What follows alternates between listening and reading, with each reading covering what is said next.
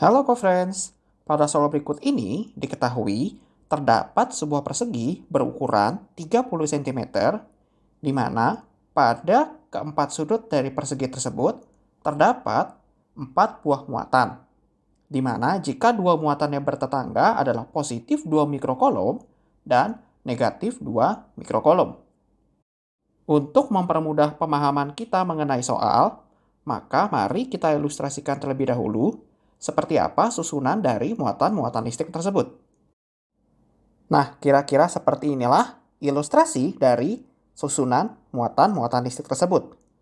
Untuk mempermudah penyebutan, maka marilah kita sebut keempat pojok dari persegi tersebut, di mana terletak muatan A, muatan B, muatan C, serta muatan D.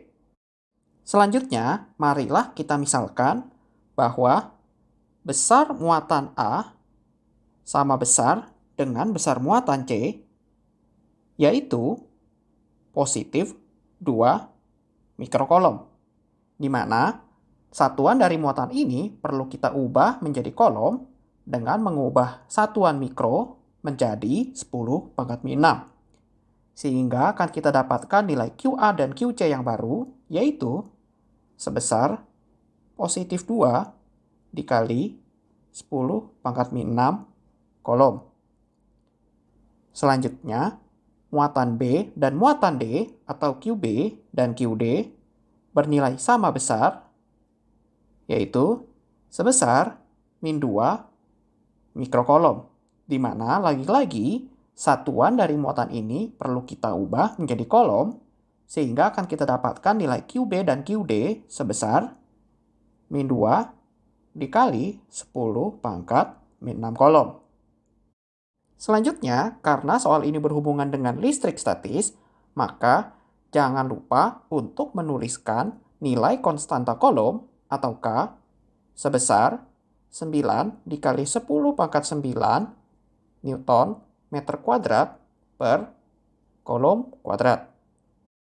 Selanjutnya, pada soal kita diminta untuk mencari potensial listrik atau V di titik pusat persegi yang kita misalkan sebagai titik O.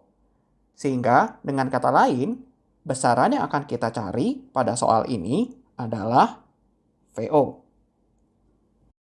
Selanjutnya, sebelum kita dapat mencari nilai potensial listrik dari masing-masing muatan, maka terlebih dahulu kita perlu mencari nilai jarak dari masing-masing muatan ke titik O.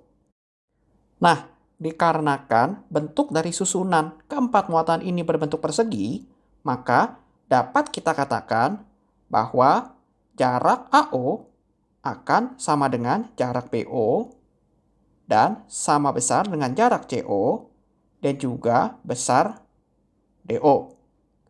Di mana besar AO itu sendiri adalah setengah dari diagonal persegi atau AC. Di mana AC itu sendiri pun dapat kita cari dengan menggunakan rumus Pitagoras, yaitu AC sebagai akar dari AB kuadrat ditambah dengan BC kuadrat. Nah, jangan co-friends lupa bahwa nilai AB dan BC adalah sama karena bangunan tersebut merupakan persegi, di mana nilai AB sebesar 30 cm perlu kita ubah terlebih dahulu menjadi meter, sehingga akan kita dapatkan nilai AB dan BC sebesar 0,3 meter. Setelah itu, dapat kita masukkan nilai AB dan BC ke dalam persamaan, sehingga akan kita dapatkan sebuah bentuk baru, yaitu akar dari 0,3 kuadrat ditambah 0,3 kuadrat. Di mana dengan melanjutkan perhitungan, maka kita akan mendapatkan nilai AC sebesar 0,3 akar 2 meter. Selanjutnya, setelah kita mendapatkan nilai AC, maka kita juga akan mendapatkan nilai AO, BO, CO, dan DO, yaitu sebesar setengah dari 0,3 akar 2 meter atau 0,15 akar 2 meter. Selanjutnya, barulah kita dapat mencari nilai potensial dari masing-masing muatan dengan menggunakan rumus potensial listrik atau V sama dengan konstanta kolom atau K dikalikan dengan besar muatan atau Q, lalu dibagi dengan jarak antara muatan dengan titik atau R. Selanjutnya, dapat Konferensi lihat bahwa besar muatan antara muatan A dan muatan C adalah sama besar. Begitu juga jarak antara muatan A ke titik O dan jarak antara muatan C ke titik O.